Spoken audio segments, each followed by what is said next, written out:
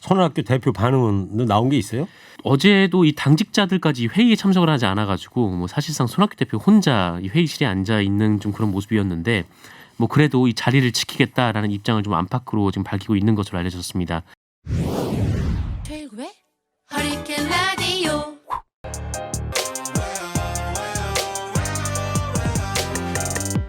무거운 녀석들 가벼운 뉴스는 가라. 무게 있는 뉴스만 골라서 써보게 드립니다. 무거운 녀석들! 무게 있는 뉴스 전해줄 무거운 녀석 두 분 나왔습니다. 뚱커벨 인사이트 K 배종찬 소장 어서 오세요. 안녕하십니까. 자, 이 돼지가 어디 갔어요 인형이. 그래서 닭으로. 닭소리가 나네요. 뚱블리 정상근 기자 어서 오세요. 네, 안녕하십니까. 자, 2974님께서 여기는 김포공항 뒤에 부천인데요. 눈 많이 내리고 있습니다. 지금 보니까요. 김포, 일산, 파주 쪽에 눈이 아주 무겁게 내리기 시작한 것 같아요. 무겁습니다. 네. 자, 청취자 여러분들 코너 끝에 방송만 잘 듣고 계시면 가볍게 맞힐 수 있는 무게 있는 퀴즈 내드릴 거예요. 지금부터 무거운 두 분이 전해줄 무거운 뉴스 잘 들어보시기 바랍니다. 자, 첫 번째입니다. 신종 코로나 바이러스 얘기인데 어제는 없었는데 오늘 16번째 확진자가 나왔어요. 네, 오늘 오전에 16번째 확진자 양성 반응이 나타났는데요. 42살 여성이고 한국인입니다. 우리 내국인이고 타이, 일본, 태국 여행 이후에 지난달 19일 날 입국을 했는데요. 25일 저녁부터 증상이 나타났습니다. 오한 등 이 증상이 있어서 2일까지 치료를 받아서나 증상이 호전되지 않아 3일 전남대학교 병원에 방문을 했고요. 또 격리 조치가 됐는데 네. 광주 보건환경연구원에 의뢰를 해서 실시한 역학 검사 결과 4일 오전 오늘이죠. 예. 양성으로 확인됐습니다. 25일 날 첫 그 증상이 있었다 그러면 25일 날이 설날이었는데. 네. 그죠? 명절이었죠. 1주일여 만에. 그죠? 네. 네, 한 열흘 정도 됐네요. 예. 그렇게 됐군요. 이번 환자 있잖아요. 지금 16분으로 늘었는데 네네. 확진자가 2번 환자. 이제 어제부터 이제 이야기 나오고 있는데 완치 단계라고 전해지고 있어요. 네, 희망적인 소식이 전해졌는데요. 이 국내 두 번째 신종 코로나 바이러스 감염증 확진 환자 이 55살 남성분이세요. 한국인이고요. 이분의 증상이 대부분 나아져서 이 퇴원을 검토 중이다라는 소식이 전해졌습니다. 이번 환자는 중국 우한에 있다가 지난달 22일 귀국을 했고 또 24일 확진 환자로 확인이 됐는데 이후에 이제 국립중앙의료원에서 격리해서 치료받았거든요. 네. 근데 이분이 좀 많이 나아져서 이제는 이 항바이러스제 투여도 중단을 했다라고 하고 지금 이제 뭐 몸 안에 이 바이러스가 남아 있는지 계속해서 조사 중이라고 하는데 만약 이 환자가 퇴원을 한다면 이 지난달 20일 이 국내에서 첫 환자가 확인된 이후 처음으로 이 퇴원한 사례가 됩니다. 그렇겠죠. 그리고 일본 환자도 뭐 완쾌에 근접한 단계다라는 보도가 어제 1번 환자는 그 중국인 여성이죠. 네, 30대 중국인 여성인데요. 어제 이제 SBS 보도를 통해서 나왔습니다. 그래서 이 모든 증세가 사라진 상황이다라고 얘기가 나왔고 이 가래에서 나오는 이 바이러스 수치가 음성으로 바뀌면 이 격리 해제도 논의해 볼 수 있다. 뭐 그런 단계라고 합니다. 네. 보니까 이 가래 침 여기에 바이러스 검사를 했는데 이틀 연속으로 안 나오면은 네. 완쾌자로 이제 판명을 한다는데 그래도 네. 어떻게 될지 모르니까 추후 관찰을 한다는 거 아니겠어요? 네, 그렇습니다. 오늘 그 주한 중국 대사 네. 이름이 뭐였죠? 신임 대사인데 싱하이밍입니다. 싱하이밍. 예. 네, 싱하이밍 싱하이밍. 대사. 싱하이민 신임 대사인데 예. 브리핑을 자청했습니다. 지금 신종 코로나 바이러스의 발원지가 중국 우한 아니겠습니까? 그렇죠. 중국 정부의 입장을 발표를 했는데요. 가까운 이웃인 한국과 중국 서로 이해하고 지지해야 된다. 그리고 우리 국민들 그리고 정부의 조치에 대해서 상당히 깊은 감사를 표시했습니다. 한국 정부 그리고 각계 인사의 성원 우리가 또 상당히 물품도 또 기금도 지원을 하지 마스크하고 뭐 않았습니까? 방역복하고요. 네. 그래서 성원의 깊은 감사를 표시했는데 따뜻한 정을 안 잊을 것이다라고 이야기를 했고 중국 정부는 투명하게 국제 협력을 해나가겠다는 이야기를 했었습니다. 네. 중앙일보와의 또 인터뷰에서는 지난 2일이었죠. 이 중국 국민들의 입국 금지를 안 했으면 좋겠다라는 의견을 또 밝히기도 했다고 하는데요. 싱하이밍 대사가 우리말이 뭐 유창한 정도 한반도 전문가입니다. 20여 년 가까이 북한과 한국에서 또 근무를 했었고요. 오기 직전에는 항상 중국 이 주한 중국 대사로 오는 사람들이 급이 낮다 이런 또 인식 때문인지 2018년부터는 또 몽골 대사를 지냈습니다. 한 2년여간 지내고 이제 신임 대사로 한반도에 대해서 가장 잘 안다. 한국 국민들의 마음속까지 안다는 그런 평가가 있습니다. 그래서 한국말이 유창하군요. 유창합니다. 싱하이밍입니다. 몇 번씩 얘기합니다. 네, 상하이 아니고요. 싱하이밍. 싱하이밍. 네. 한자는 어떻게 쓰는 거예요? 제가 또 재미 유학 봐라. 재중 유학을 안 하셔가지고. 네, 한자가 조금 약합니다. 약합니까? 예, 싱하이밍 계속 강조를 하시네. 네. 자, 근데 중국이 지금 뭐 사망자가 폭증을 하고 있잖아요. 근데 보니까 중국의 이 병원 장면 혹시 보셨어요, 여러분들? 그 야전 그 병원 같잖아요. 네네. 우리 같은 경우에는 확진자들이 입원해 있으면 보이지도 않잖아요. 음압 격리 치료실에 들어가서. 네. 근데 아무래도 중국에는 의료 인력이나 시설이 부족하다 보니까 사망률이 한 4배 가량 된다.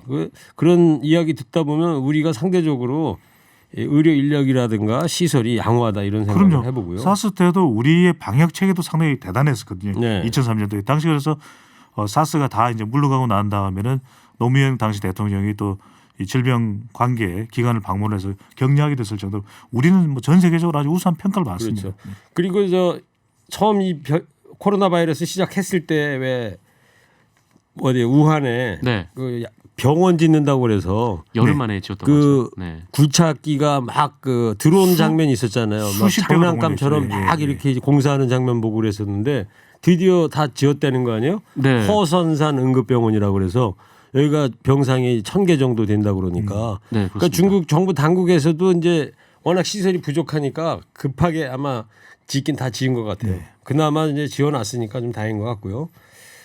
정부가 이 마스크 공급 대책도 내놨죠. 네, 이 마스크 구하기가 지금 하늘의 별따기다라고 하는데 지금 우리나라에서 마스크 업체가 123개 정도 되는데 이 업체들이 하루 800만 장을 생산을 한다라고 합니다. 뭐 적지 않은 수인데 그런데 최근에 이제 중국의 이른바 보따리상들이 이 물건을 대량으로 구매를 하는 일이 있어서 좀 수량이 모자르다라고 하는데요. 그래서 정부가 뭐 공급 대책 그리고 수요 억제 대책 이렇게 두 가지로 나눠서 좀 내놨는데 일단 공급 대책으로는 국내 수급에 문제가 없도록 그 일부 업체의 이 주 52시간을 넘어서는 이 특별 연장 근로까지 승인하면서 네. 이 물량을 1,000만 개까지 맞추기로 했고요.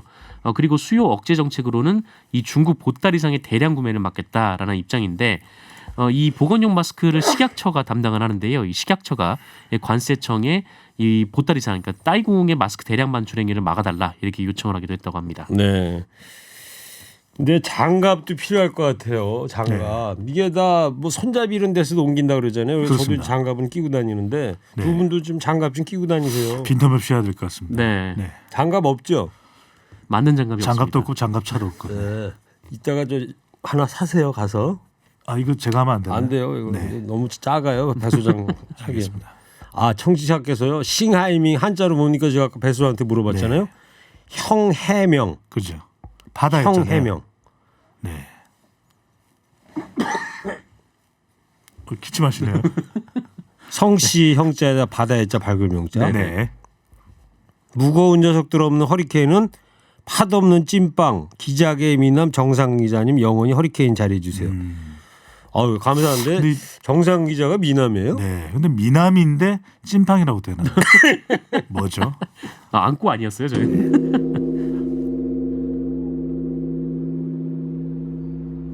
네.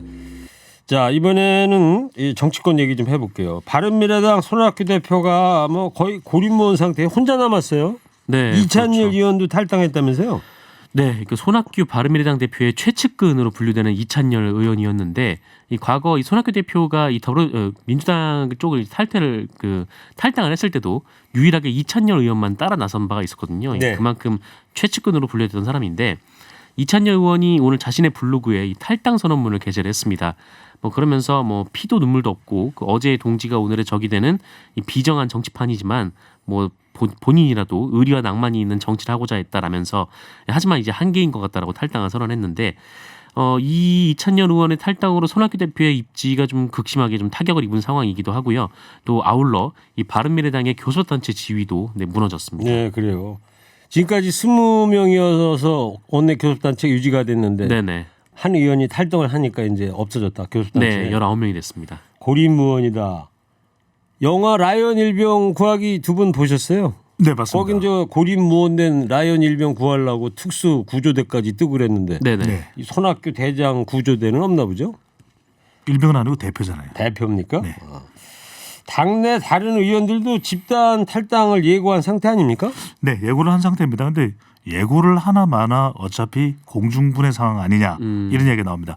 권은희 지역구 의원이 탈당하면 이제 교첩단체를 잃어버리죠. 또 안철수계 비례대표도 셀프 제명 가능성도 나오고 있기 때문에 말 그대로 이 바른미래당은 더 이상 좀 존재하기가 좀 힘든 그런 상황이 되고 있습니다. 네. 권은희 의원은 아직 탈당은 안 했지만 이찬열 의원이 탈당을 했기 때문에 네, 이미 교섭단체 무너졌죠. 자격을 이제 상실했다는 그렇죠. 거고요. 네. 손학규 대표 반응은 나온 게 있어요? 뭐 어제도 이 당직자들까지 회의에 참석을 하지 않아가지고 뭐 사실상 손학규 대표 혼자 이 회의실에 앉아 있는 좀 그런 모습이었는데 뭐 그래도 이 자리를 지키겠다라는 입장을 좀 안팎으로 지금 밝히고 있는 것으로 알려졌습니다. 특히 이제 이찬열 대표 탈당과 관련해서 손학규 대표가 언론과 통화를 했었는데 뭐 이찬열 대표에게 뭐 이미 얘기를 들었다라면서 이 자유한국당에서 공천을 주겠다고 했다고 한다. 이런 또 말을 했었거든요. 그래서 네.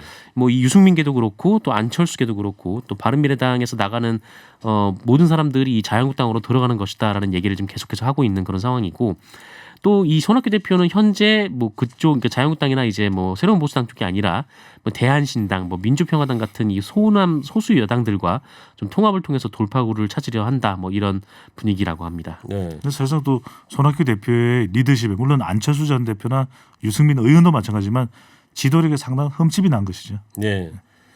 그리고 안철수 전 의원이 이제 신당 창당하는데 그 당 이름이 정말이에요? 안철수 신당이 유력해요 지금? 고려하고 있습니다. 그렇게 하는 이유는 워낙 짧은 기간 동안 유권자들한테 가장 잘 알려지는 방법은 안철수 전 대표의 이름을 넣는 것이다. 브랜드를 갖고 그렇죠. 간다 이름으로. 이것이 이제 이 중요하게 심도 있게 고려되고 있기 때문에 그렇게 이야기가 되고 있는 것이고요. 근데 이제 선관위 쪽의 설명은 지금 현재로서는 모르겠다. 왜냐하면 전례가 없는 경우이기 때문에 해석을 내리는데도 시간이 많이 걸려지고 특정인의 이름을 당명에 사용하는 일이 드물다. 네. 그래서 허용이 되는 건가 안 되는 건가 모르니까 잘 모르겠다 이렇게 됩니다. 아직까지 유권 해석이 정확하게 안 나왔습니까? 안 나왔습니다.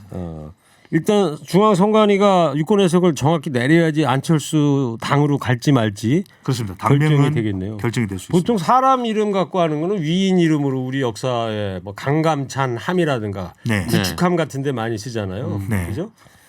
근데 당 이름에 이제 사람 이름이 특정 정치인의 이름이 들어간다. 예. 아직 뭐 결정된 거는 아닙니다만. 네. 그렇게 오래전이지 않은데 이 박근혜 전 대통령의 이름을 넣은 당을 누군가가 창당을 하려고 했어요. 근데 네. 박근혜 전 대통령이 그 당에 속해 있지 않아가지고 예. 선관위에서 불허를 한 바가 있거든요. 그때는 네네. 근데 근데 박근혜 전 대통령하고 상관없는 어떤 사람이 네네. 박근혜라는 이름을 갖고 신당을 만들려다가 네. 좌절이 됐었다. 당시에는 네. 그냥 이름에다 또 님까지 들어갔습니다. 박근혜 님 당이었죠. 그래요? 우리 저 허리케인 이 무거운 녀석들도 당 하나 만들면은 네. 네? 이름을 뭘로 지을까요? 최일구 당으로 지을까? 최일구 뚱커벨 당으로 지을까? 최일구 허리케인 당으로 가야죠. 너무 길잖아요. 상관없습니다. 괜찮아요? 그냥 무겁당으로 하시죠. 무슨 당이요? 무겁당이요. 무겁당? 네. 네.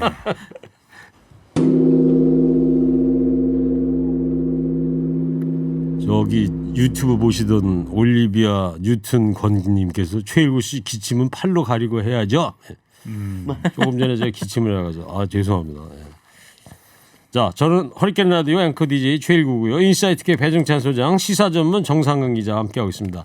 세 번째 마지막 얘기인데요. 한성규 의원이 어제 미래한국당 이제 대표가 됐어요.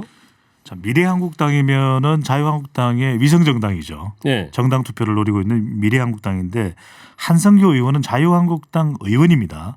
네, 불출마 선언을 했었는데 이 미래한국당 대표가 됐습니다. 네. 이렇게 되면 이제 정당 순번이 좀 올라갈 수가 있거든요. 이걸 노리고 이 불출마 선언을 했던 한성규 의원이 미래한국당 대표로 자리를 옮겼는데 지금 불출마 선언한 의원들을 더 불러와서 순위를 끌어올리겠다. 네. 이 설득 자금에 나서겠다는 이야기를 하나 했고요.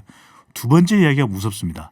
미래한국당의 모든 공천의 결정은 나한테 달렸다. 오, 한성규 의원이 그렇게 얘기를 했다는 네. 거예요? 그렇게 얘기를 했기 때문에 사실 어떤 결정을 내릴지도 네. 사실 지금 조마조마 두근두근 명실상부 이 미래 한국당의 당 대표는 나다. 네, 불안 나야 나 하는 거예요. 나야 그러니까? 나 이런 상태입니다. 언론 인터뷰에서 막 그런 말을 했는데 이 황교안 대표가 이 자신을 이제 미래한국당으로 가라 이렇게 얘기를 했지만 결국 이 미래한국당이 독립된 공천권을 갖고 네. 국민의 여망에 부응하는 공천을 하는 거는 뭐 본인이 하는 거다. 네. 이렇게 좀 얘기를 했어요. 그래서 두고 봐야 되겠네요. 네, 그러다 이렇게 싸움 되면은- 나는 거 아니에요? 예? 그렇죠. 이게 공간이 그러니까 자유한국당 공천관리위원회가 관련된 모든 공천을 진행을 하고 있는데 네. 이 비례대표에 대해서는 이 자유한국당에서는 비례대표를 할 수가 없잖아요. 그렇죠. 이 미래한국당으로 가야 이 자유한국당과 미래한국당에 헷갈리지 않으실 텐데 근데 이 미래한국당의 비례대표 공천권을 자유한국당 공천관리위원회가 행사를 하지 못한다면은 이거 상당히 굉장히 좀 일종의 충돌이 좀 일어날 수 있지 않을까. 그러겠죠. 네. 네. 그러니까 순번 미래한국당은 오로지 저 비례대표 의원들만 뽑는 당으로 위성정당으로 만드는 거 아니에요? 네, 자유한국당이 그러니까 뭐 그렇게 주장하고 있죠. 순번이라든가 누구를 갖다 영입할 거냐 이거를 한성교 대표가 내가 하겠다 이제 이렇게 선언했다 이거죠. 말씀하신 게 지당한데 지금 지역별로 또 창당대회를 하고 있거든요. 그러니까 어떤 이야기가 또 흘러나오냐면 지역구에 또 출마하면 안 되냐? 이런 이야기가 또 지역으로부터는 흘러나오고 있는 거죠. 오. 상당히 난감한 상태가 되고 있을 수도 있습니다. 예. 또 하나 좀 최근에 좀 이상하게 된 거는 이 자유한국당과 좀 비슷한 이름을 찾기 위해서 비례한국당을 하려다가 미래한국당을 했잖아요. 예. 근데 지금 자유한국당이 당명을 바꾸기로 했거든요. 뭘로요? 지금 이제 뭐 통합신당 이렇게 통합신당. 네, 예, 맞아요. 이런 취지로 기사 좀 봤어요. 바꾸기로 했는데 이렇게 되면은 이른바 이제 모당과 자당이 이름이 서로 전혀 비슷하지 않은 좀 그런 상황이 될 수도 있을 것 같습니다. 그러네요.